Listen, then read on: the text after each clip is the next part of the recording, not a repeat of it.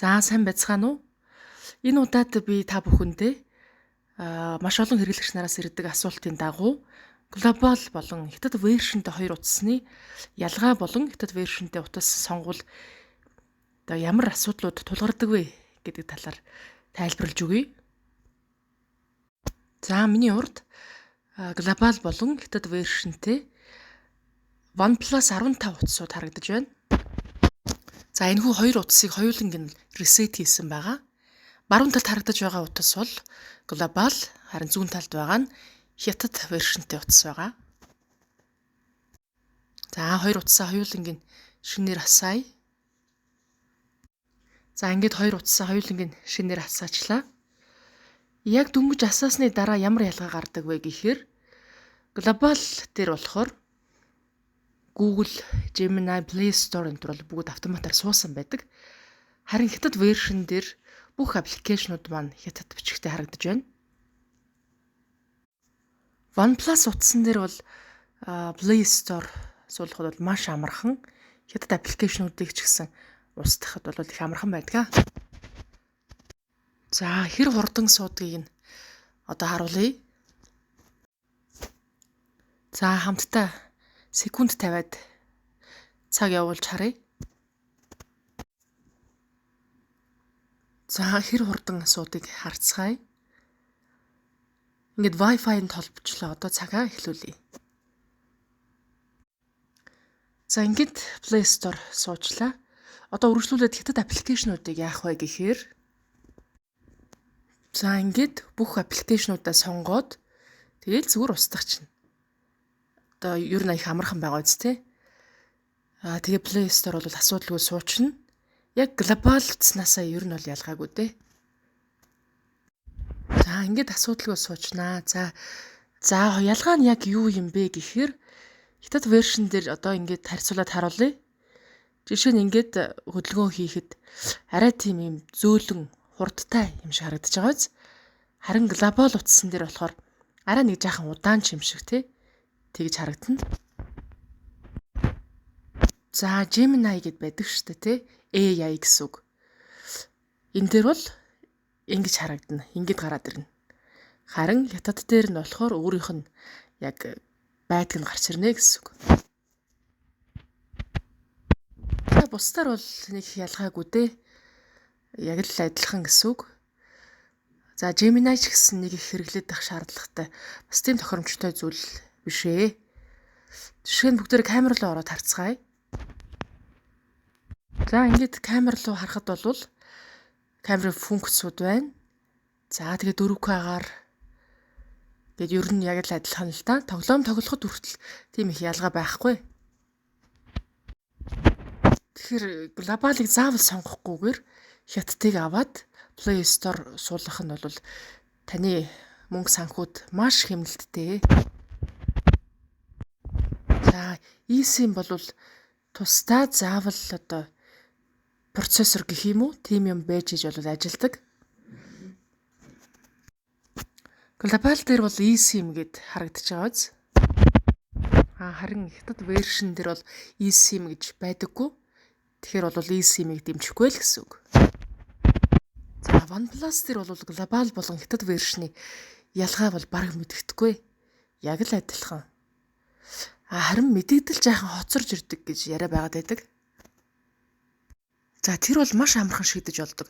Жишээ нь одоо миний хийж байгаа үйлдэлийг та бүгд сайн ажиглаарай. Энэ дээр лог гэл болоо. Ингээд дахиж таны мэдэгдэл хоцорж ирэхгүй гэсэн үг. За ингээд болоо доо. Глобал болон хятад вершн дээр нэг их ялгагдах зүйл байхгүй. За одоо харин Redmi дээр харуулъя. За миний урд Note 15 Pro Plus харагдаж байна. Redmi дээр бол арай жаахан ялгаатай. Global болохоор камерыг илүү сайн гэж ярьдаг. Хятад вершнтэй нь арай том батарейтай байдаг. Зарцуулалтын хувьд хамаагүй бага зарцуулалттай байдаг. За мөн үйлдлийн систем нь арай илүү сайн гэж хэлж болно. За глобал дээр бол Play Store өөрөө автоматар суучихсан байдаг.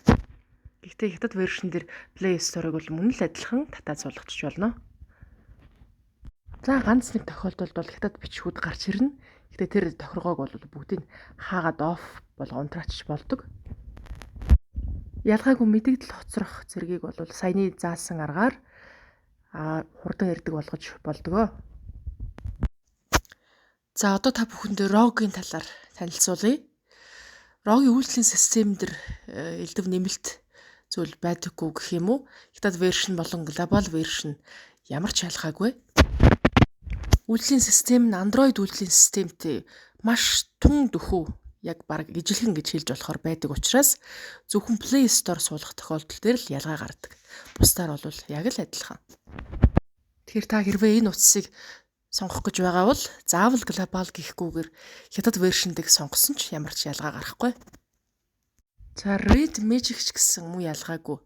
Глобал болон хятад вершн ялгаа бол бараг байхгүй. Мэдэгдэл хоцрохыг бол мөн түрүүний тохиргооны адилаар тохируулж болно. Тэгээд танд дахиж мэдэгдэлтэй хоцрохгүй ирнэ гэсэн үг. За Huawei Honor 2-ын талаар ярив. Huawei дээр бол глобал нь Монголд зарагдаж байгаа. За мөн хятад вершнтэй ч байгаа. Harmony OS гэдэг хятад вершнтэй хэрэглэхэд бол тун хэцүү санагдсан. Хятад вершн дээр нь хүссэн аппликейшныг татаж суулгах боломжгүй iPhone утас шиг гэж хэлэхэд дөхөх юм байна.